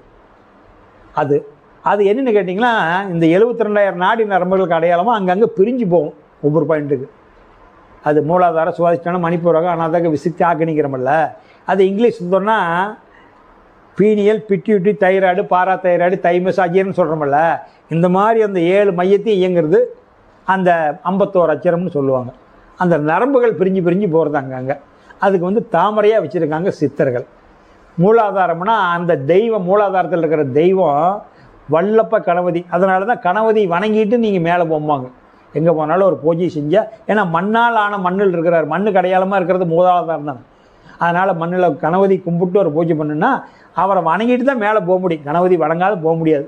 அதுக்காக மூலாதாரத்தில் இருக்கிறது, அந்த மூலாதாரங்கிற இடத்துல, அந்த ஓம்ங்கிற இடத்துல இருக்கிறது வல்லப்ப கணபதி, வல்லமை தாய் மூலாதாரத்தில் இருக்கிறது. சுவாதிஷ்டானத்தில் இருக்கிறது பிரம்மா சரஸ்வதி தெய்வத்தை சொன்னான். மணிப்பூரகத்தில் இருக்கிறது மகாவிஷ்ணு, மகாலட்சுமி திருப்பார் கடலில் பள்ளி கொண்டிருக்கிறாங்க. இந்த உடலுக்கு கடல் உடலுக்கு கடல் உடல் பகுதி திருப்பார் கடலில் பள்ளி கொண்டிருக்கிறார். அங்கே தான் அரைக்கிறார். சாப்பிட்டதெல்லாம் அரைச்சி பள்ளி கொண்டு கூழ் பண்ணி பிரம்மாவுக்கு அனுப்புகிறார் மகாவிஷ்ணு. அதனால் அங்கே மகாவிஷ்ணு, மகாலட்சுமி இருக்கிறாங்க. அநாதகத்தில் ருத்ரன், பார்வதி இருக்கிறாங்க. இங்கே விசிக்தியில் மகேஸ்வரன், மகேஸ்வரி தாய் விசிக்தியில் இருக்கிறாங்க. சோடியாக நான் சொல்கிறேன். புருவ மையத்தில் சக்தியும் சிவனும் இருக்கிறாங்க. சதாசிவம் சக்தி இங்கே இருக்கிறாங்க. சிவம் வரமாட்டார். சிவத்துக்கு கீழே வேலை கிடையாது. சிவத்துக்கு பிரபஞ்சத்தில் வேலை கிடையாது. அவர் இருக்கக்கூடிய இடம் அந்த சிவசிவான்னு சொன்ன பாருங்கள் பஞ்சாட்சரத்தில் வரமாட்டார். அவரால் அனுப்பப்பட்ட ஐவர், அவரால் அனுப்பப்பட்ட ஐவர், அவர் வரமாட்டார். மேலோகத்தில் தான் சிவனேன்னு இருப்பார். அவரால் அனுப்பப்பட்ட ஐவர் யார்? சிவசிவான சிவ மேலேயே இருக்கிறார், சிவ வரமாட்டார். சிவத்தினால் அனுப்பப்பட்ட ஐவர் சதாசிவம், மகேஸ்வரன், ருத்ரன், மகாவிஷ்ணு, பிரம்மா. இந்த 5 பேர் உங்களை பாதுகாக்கிறாங்க. இதுதான் ரைட்டு. இது இதுக்கு 51 அச்சரம்னு கேட்டிங்கன்னா, இப்போ மூலாதாரத்தில் இருக்கிறது 4 தாமரை, சுவாதிஷ்டானத்தில் இருக்கிறது 6, நீங்கள் கூட்டிக்கிங்க. மணிப்பூரகத்தில் இருக்கிற தாமரை 10, அநாதகத்தில் இருக்கிறது 12, விசிக்தியில் இருக்கிறது 16, புருமைத்தில் இருக்கிறது 2, மொத்தம் 50 அச்சரம். இந்த 50 அச்சரமாக ஒன்று சேர்ந்து இந்த 6 மையத்துக்கிட்ட வரும்போது 50.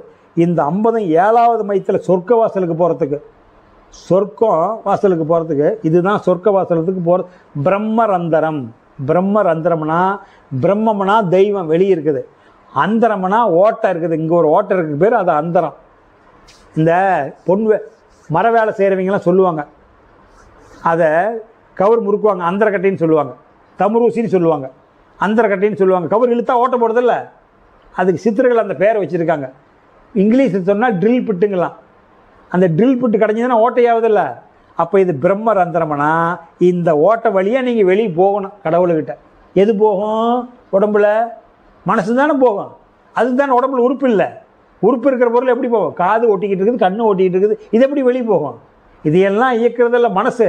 அது பூந்துது, மறுபடியும் அது வெளியே போகுது.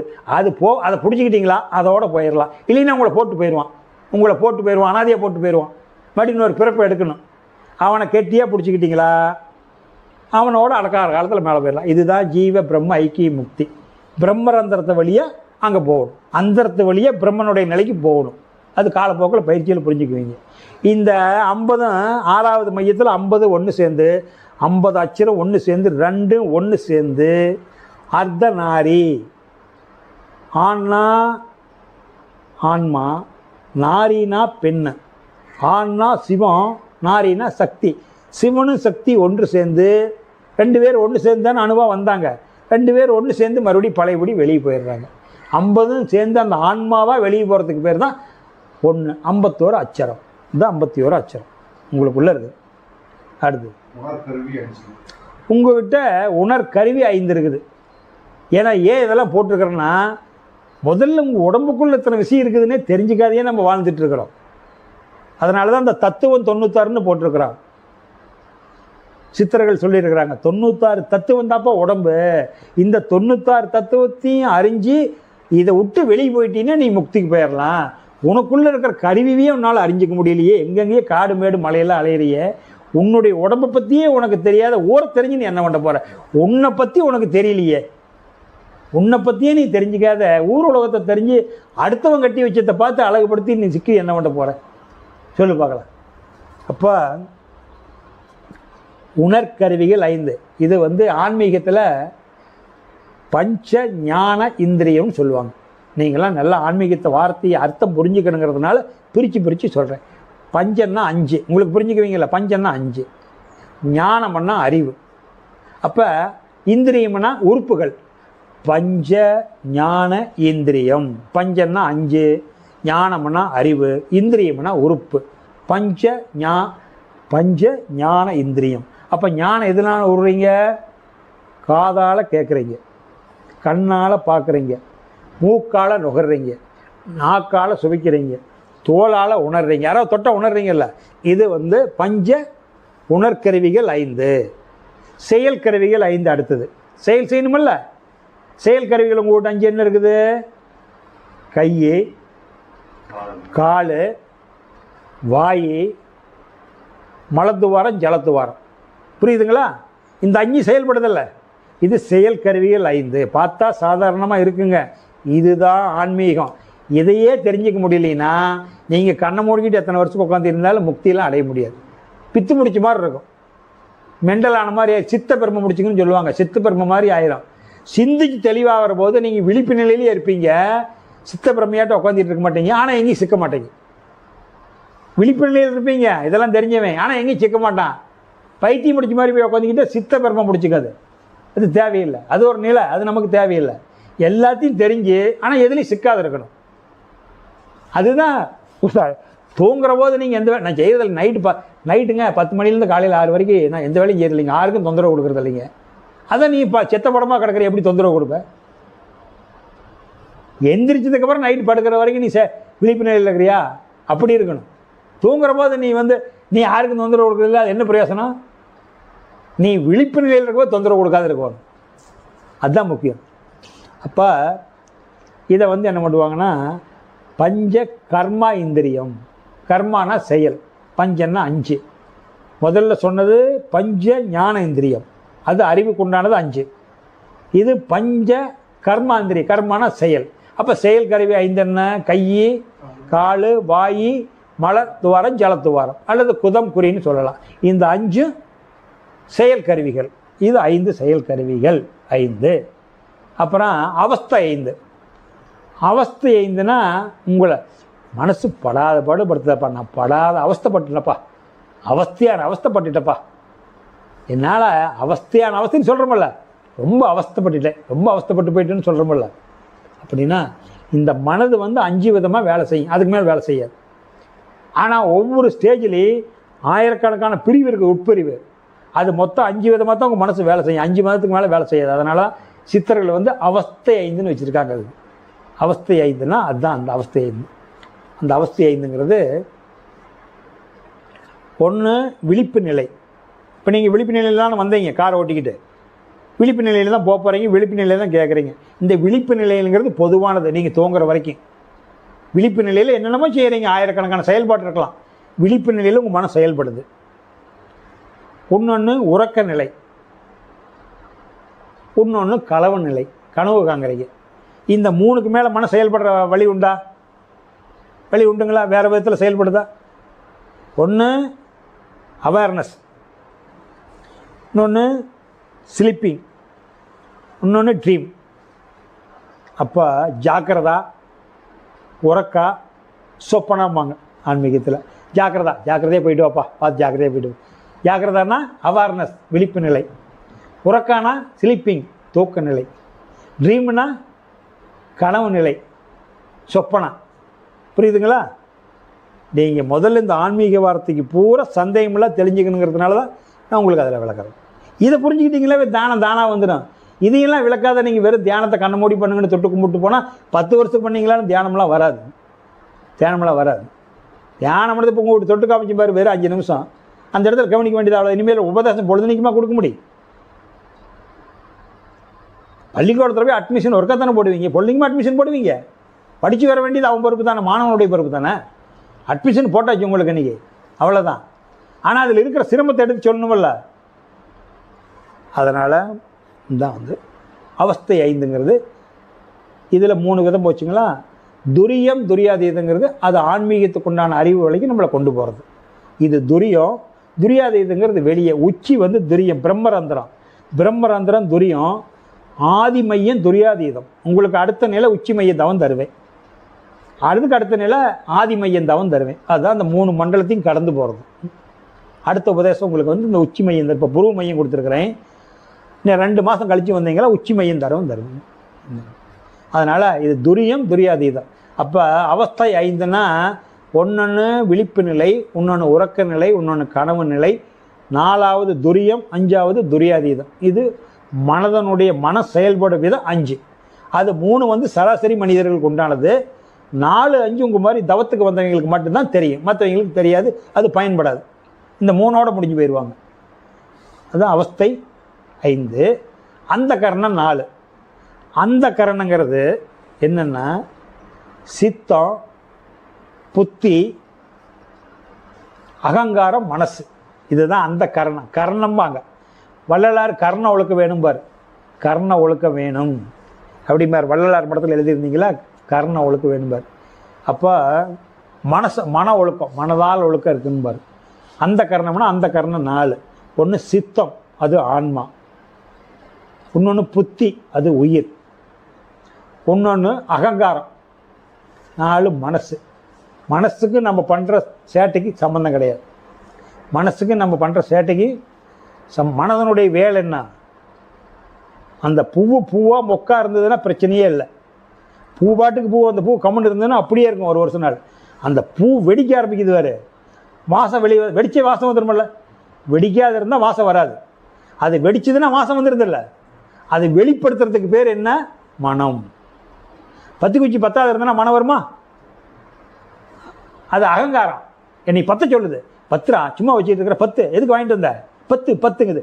அட சும்மா கம்முன்னு சத்தியம் அமைதியார், அப்படியே இரு. 10னா நீ எரிஞ்சு வீணாக போயிடுவேன். 10னா எரிஞ்சு வீணாக போயிடுவேன், கம்முன்னு அப்படியே இரு அப்படின்னா அதெல்லாம் முடியாது. 10 எரிஞ்சு போச்சு, 5 நிமிஷத்தில் எரிஞ்சு நாசமாக போச்சு. முடிஞ்சுதா? அப்போ வெளிப்படுத்துறதுக்கு பேர் மனம். மனசு தங்கமான மனசுங்கிறாங்களா? அவர் தங்கமான ஆளப்பா, அவர் மனசு தங்கமான மனசுங்கிறாங்கள. தங்கமான அகங்காரம்னாரா சொல்கிறாங்களா அகங்காரத்தை? அப்போ நீங்கள் அடக்க வேண்டியது எது? மனசு இல்லை, அகங்காரத்தை. நீங்கள் அடக்க வேண்டியது மனம். அடக்க முடியாது, மனசாரு அடக்க முடியாது. அது அறியாமையில் சொல்கிறது. மனசை அறிஞ்சு அகங்காரத்தை அடக்கணும். அதனால தான் பத்திரிகையார் சொல்லுவார், அகங்காரத்தை உள்ளடக்கி, உள்ளே அடக்கி வெளி விட்டுறாத, ஐம்புலனை சுட்டு அறுத்து தூங்காமல் தூங்கி சுகம் பெறுவது எக்காலம் அப்படிம்பார். கடையில் ஒரு பயிர் வாங்கிட்டு வரீங்க, காற்றுல மண்ணை நோண்டி அந்த பயிர் போட்டால் குப்பு குப்புன்னு முளைச்சிருமில்ல. அந்த பயிரை வறுத்துடுறீங்க, வறுத்து டப்பால் வச்சுட்டா அதை எடுத்து காலத்து போட்டால் எங்கே போட்டால் முளைக்குமா?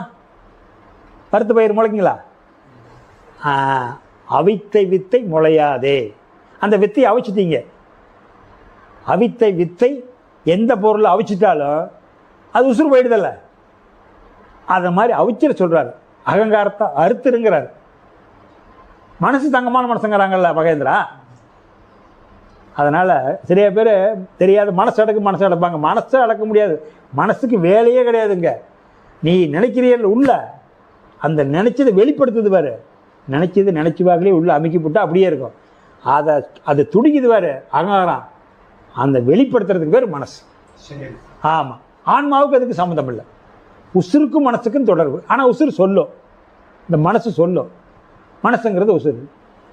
இந்த அகங்காரம் கேட்காது. டே நீ போகிற வழி சரியில்லை, நீ போகிற ரூட் சரியில்லை, சித்தியை சொன்னால் கேளு, கம்முன்னு நீ கம்முன்று. நானாச்சு பாட்டு வந்துடுறேன், எங்கேயே போ. அது போய் வாதாட ஆன்மா கிட்ட. இந்த உசுறு, நான் படாத பாடுபட்டுக்கிட்டு இந்த உடம்புல சிக்கிக்கிட்டேன், நீ சித்திரவதைப்படுத்துகிறானே ஆண்டவனே, நீ மேலே சிவனேன்னு இருந்துக்கிட்டு இருக்கிறிய, என்னை அனுப்பிச்சிட்டு நான் படாத பாடுபடுறேன் அவனுக்குள்ளே பூந்துக்கிட்டு. அவனால் இன்னும் கேட்க மாட்டேங்கிறான். அவனுக்கு மனசு கொடுத்துட்டோம், 6வது அறிவு கொடுத்துட்டோம். அவன் நம்ம சொல் பேச்சு கேட்க மாட்டான். பிரேக் இல்லாத வண்டி ஓட்டிகிட்டு இருக்கிறான். ஆக்சிடென்ட் ஆகிற வரைக்கும் அவனை நிறுத்த முடியாது. வித்து பிரேக்கில் போனால் கை காமிச்சா நிறுத்துவான். வித்தவுட் பிரேக்கில் போகிறான், நிறுத்த மாட்டான். வண்டி ஆக்சிடென்ட் ஆகிற வரைக்கும் அவனை கையில் பிடிக்க முடியாது. எங்கேயோ போயிட்டு வரட்டும். பையனை கல்யாணம் பண்ணி வச்சுட்டீங்க, பிள்ளையை கல்யாணம் பண்ணி வச்சுட்டீங்க. பிள்ளை ஷாப்பிங் போகணுங்கிறான். அப்பா ஜாக்கிரதையாக பார்த்து போயிட்டு வைப்பாங்கிறாங்க. சரிம்மா நாங்கள் போயிட்டு வரோமா ஜாக்கிரதையான அப்பா மாடி சொல்லிட்டு போகிறீங்க. 2 ஐட்டம் சொல்லிட்டு போகிறீங்க. 3வது ஐட்டம் சொல்லுது. மறுபடியும் 4வது ஐட்டம் அம்மா ஜாக்கிரதை. ஏங்க நமக்கெல்லாம் ஒத்து வராதுங்க, நான் அம்மோட்டுக்கு போகிறேங்க அப்படிங்கிறவங்க வீட்டுக்காரி. என்னன்னு கேட்குறீங்க? என்ன எப்போ புறப்பட்டாலும் ஜாக்கிரதையாக போயிட்டு வாங்க, ஜாக்கிரதையாக வாங்குறாங்க, ஜாக்கிரதையாக வாங்குறாங்க. பெரிய பொழப்பா போச்சு. ஏன் நீ கல்யாணம் பண்ணிக்கிட்டீங்க? கல்யாணம் பண்ணால் இருந்திருக்கலாமே. எப்போ பார்த்தாலும் அங்கே போகாது, இங்கே போகாது, அப்படி போகாத கேட்காது. 60 சொல்கிறத 20 கேட்காது. 65 சொல்கிறத 25 கேட்குமா? கேட்காது. 2 பேர் புருஷன் பொண்டாட்டி பேசிக்குவாங்க. நம்ம பெற்று அப்போ சொல்கிறார், அப்பா சிவன் தான் சிவனேன்னு இருக்கிறவடாச்சே, பெத்த மனசு தாங்காது. நான் தான் சொன்னேன்ல, அவங்கள வேறையாக வச்சிடலாம், அது சொல் பேச்சு கேட்காது. பெற்றுட்டோம், அவனுக்கு ஒரு ஓட்டை கொடுத்து தடியாக வச்சிடலாம், எங்கேயோ முட்டி மோதி கடைசியாக வந்து சேருட்டு. அப்புறம் அது போய் ஆக்சிடென்ட் ஆகி 2 கோடி 3 கோடி கடன்பட்டுக்கிட்டு மறுபடியும் அப்போ மட்டும் வந்து விழுவுதில்ல. சமுதாயத்தில் அப்படி தான் நடக்குது. அதனால் அந்த ஆன்மா சொல்லிடும், அவன் அனுபவிச்சுட்டு வரட்டும், மனசை கொடுத்துட்டான். ஏன்னா மனசு சுதந்திரமாக கொடுத்ததுக்கப்புறம் கட்டுமானம் பண்ணக்கூடாதில்ல. நேச்சர் ஆனவனை நம்ம கட்டுமானம் பண்ண முடியாதில்லைங்க. நேச்சர் ஆனவனை கட்டுமானம் பண்ண முடியாதில்ல. அவனை சுதந்திரமாக விட்டுடலாம். சுதந்திர அறிவு, அவன் பொழைச்சி வரட்டும் போ. அதனால் அதுதான் நம்மகிட்ட வந்து இந்த அந்த கரணம் 4. அடுத்தது வந்து அந்த கரணங்கிறது. அதனால் மலம் மும்மலம், மும்மலம் 3, ஆணவம் கண்மம் மாயை, இந்த 3 மலத்தையும் கழிச்சிடணும். ஏன் மலம்னா அது அழுக்குன்னு அர்த்தம். இந்த 3 உடம்புலேருந்து நம்மளை அழிச்சிடணும். அழிச்சாத்தான் நாம் நிம்மதியாக இருக்க முடியும். புரிச்சிங்களா? ஆணவம் கண்மம் மாயை. ஆணவங்கிறது என்ன? இது எடுத்தாலும் தான்கிற அகம்பாகம், தான் தனது, தான்கிற அதிகாரப்பற்று, தனதுங்கிற பொருள் பற்று. மகான்கள் சொல்லுவாங்க தான் அப்படிங்கிற அதிகாரப்பற்று, தனதுங்கிற பொருள் பற்று. இதுதான் ஆணவம் கண்மை. இந்த ரெண்டும் தான்கிற அதிகாரப்பற்றும் தனதுங்கிற பொருள் பற்றும் இருந்ததுன்னா புருஷ பொண்டாட்டி மாதிரி அதுங்களுக்கு 6 குழந்தை பிறந்துடும். காமம் குரோதம் லோபம் மோகம் மதம் ஆச்சரியம், பேராசை சினம் கடும்பற்று முறையற்ற பால் கவர்ச்சி உயர்வுதான்மை மனப்பான்மை வஞ்சம், இந்த 6 துர்க்குணங்களும் வந்து பூந்துக்கும். தாங்கிற அகமாக இருந்தால் மலத்தில் ஆணவம். கர்மம், கர்மானா செயல், நான் செய்கிற செயல் தான் கரெக்டு, நான் போகிற வழிபாடு தான் கரெக்டு, நான் கும்பிடாத வழிபாட்டையே நீ கண்டுபிடிச்சவனுக்கு சொல்லிட்டேன். நான் எவ்வளோ நாளாக அங்கே போயிட்டுருக்கிறேன், எவ்வளோ நாளாக அந்த வழிபாடு பண்ணிக்கிட்டு இருக்கிறேன், எனக்கு தெரியாத கடவுளையே நீ சொல்கிற. பெரிய இடத்துக்கு போயிட்டு என்னமோ தியானங்கத்துக்கு போகிற அங்கே போகிறேங்கிற, எனக்கு தெரியாத கும்பிட்ற இன்னும் அங்கே போய் கூப்பிட்றேன். நான் கும்பிட்ற தெய்வத்தை விட உஷ்ண தெய்வம் எங்கடா இருக்குதுமா? ஏன்னா அகமானத்துலேயே இருப்பான், அகம்பாவம் மாற்ற முடியாது. அப்போ ஆனவன் அது கர்மா, கர்மான செயல், அவன் செய்கிற செயல் தான் சொல்லுவான், நம்மளுக்கு ஒத்துக்க மாட்டான். மாயை, இந்த மாய வலையில் சிக்கிக்கிட்டான் பிரபஞ்சத்தில் எல்லாத்தையும். அந்த மாய வலையிலேருந்து அவனால் வெளியே வர முடியல. அந்த மாயிலிருந்து வெளியே வரணும். பொய் உலகத்தில் மாட்டிக்கிட்டான், மெய் உலகத்துக்கு அவனால் வர முடியல.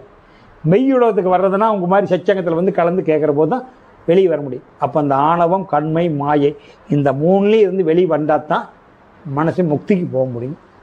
உபதேசம் 3 விதமான உபதேசங்கள். இந்த உபதேசம் வாங்கி தவம் பண்ணும்போது தான் இந்த ஆணவம் கண்மமாக இருந்து நம்ம மீண்டு வர முடியும். இப்போ முதலாம் உபதேசம் உங்களுக்கு கொடுத்தாச்சு. அப்போ இந்த உபதேசத்துக்கு அடையாளமாக ஆண்டவன் வெளி இயற்கை காமிச்சிருக்கிறான் நம்மக்கிட்ட. நான் உங்களுக்கு தொட்டு கொடுத்தேன், தொட்டு கொடுத்தா எப்படி இங்கேயே சக்தி வந்துருமா அப்படின்னு ஒருத்தங்காமா, என்னமா ஒரு தொட்டு கொடுத்தாராமா? நான் தொட்டு கொடுத்தனால வரல, உள்ளுக்குள் இருக்கிறத காமிச்சு கொடுத்தேன். நீங்கள் தப்பாக புரிஞ்சுக்க வேண்டாம். நான் இந்த கரண்டாக வச்சுருக்கிறேன், இடத்த காமிச்சு கொடுத்தேன், இந்த இடத்துல இருக்கிறதப்பா கவனியப்பா அப்படின்னு. அவ்வளோதான் காமிச்சு கொடுத்தனோட எனக்கு ஒருத்தர் காமிச்சு கொடுத்தாரு, ஒருத்தர் காமிச்சு கொடுத்தாரு. அதனால் இருக்கிறத காமிச்சு கொடுக்க முடியாது. கொடுக்குற மாதிரி இருந்தால் எல்லாத்துக்கு முக்தி கொடுத்துடலாமே. அவன் ஏன் ஜிரம் பண்ணுறான், நாரி நலங்கி போகிறான். முக்தி கொடுத்தா அருமையாக போயிடுவான்ல சிவனடியார்கிட்ட, நார வேண்டியது இல்லையில. முக்தி கொடுக்க முடியாது, முக்திக்கு கஷ்டப்படணும். புக்தி கொடுப்போம், என்ன கொடுப்போம்? புத்தி. புத்தியை கொடுத்தா புத்தியை வச்சு நீங்கள் தான் முக்தி அடையணும். புரியுதுங்களா? புத்தி தான் கொடுக்க முடியும், முக்தி கொடுக்க முடியாது. புத்தியை வச்சு நீ முக்தி அடையணும். அப்போ என்ன ஆச்சுன்னு கேட்டிங்கன்னா, உங்களுக்கு இந்த பறவையெல்லாம் இருக்குல்ல, கோழி விட்டுட்டு முட்டையெல்லாம் விட்டுட்டு பறவை அதை அந்த முட்டையை அடியில் வச்சு மேலே அடக்காக்குதில்ல, சூடுபட்டு தானே அது வெடி பஞ்சு பறி. அதுக்கு பேர் பரிசு தீட்சை. இப்போ நான் உங்களுக்கு தொட்டு கொடுத்தேனில்ல, தொட்டு கொடுத்து பார்த்தீங்கன்னா அந்த முட்டையும் கோழியும் ஜாயிண்ட் ஆகிறதுனால அது 2 சூடுபட்டு கொடுக்குறதுனால பரிசு தீட்சை. இப்போ உங்களுக்கு பரிசு தீட்சை கொடுத்துருக்குது. இது வருது. அடுத்தது நயன தீட்சை. வெளியே இயற்கை காமிச்சிருக்கிறான். கண்ணில் மகான்கள் போய் பார்த்தா அவர் கண்ணை பார்த்தப்பா, சாமி கண்ணை பார்த்து ஆபரேஷன் ஆசீர்வாதம் பண்ணார், அவருடைய கண்ணை பாருங்கிறாங்கல்ல. கண்ணில் தானே பார்த்தா ஆசீர்வாதம் பண்ணுறாங்க, கண்ணில் ஆற்றுறது. அப்போ அந்த மீன் இருக்குல்ல, மீன் பறவையெல்லாம் கூடு கட்டிக்குது எல்லாம். அந்த மீன் வந்து மொட்டை விடும்போது தண்ணியில் அந்த வெளியே மொட்டை வரும்போது அந்த மொட்டையை பார்த்து உடனே கண்ணால் பார்த்துச்சுன்னா அது வெடித்து அப்போவே போகும். டிஸ்கவரிலாம் போட்டு பாருங்கள் தெரியும். அப்போவே முட்டையில் பார்த்தோன்னே முட்டை வெடித்து போயிருங்க, கொஞ்சம் போயிருங்க. அப்போ சக்தி எங்கேருந்து போகுது? இது வந்து நயன தீட்சை. நயன பார்வை பார்க்குறான்னு சொல்கிறோம்ல, நயன தீட்சை. அப்போ இங்கே சக்தி இருக்குது. ஒன்று சக்தி இங்கே இருக்குது, இது பரிசு தீட்சை. ஒன்று சக்தி இங்கே இருக்குது, இதுக்கு பேர் நயன தீட்சை. ஒன்று சக்தி இங்கே இருக்குது, கையிலையும் தொடமாட்டேன், கண்ணிலையும் பார்க்க மாட்டேன். மகேந்திரா துரியம் பண்ணிக்கிட்டு இருக்கிற, துரியத்திலிருந்து அப்படியே ஒவ்வொரு அடியாக எந்திரி, போ. சந்திரனை பாரு, பூர்ண சந்திரனை பாரு, சூர்ண சந்திரனை பாரு, இப்படி சொல்லுவேன், நிறைய கோல் சொல்லுவேன், அது வேண்டாம் சொல்ல வேண்டாம், அது 3வது. சரி, இப்படி சொல்லிக்கிட்டே போவேன்.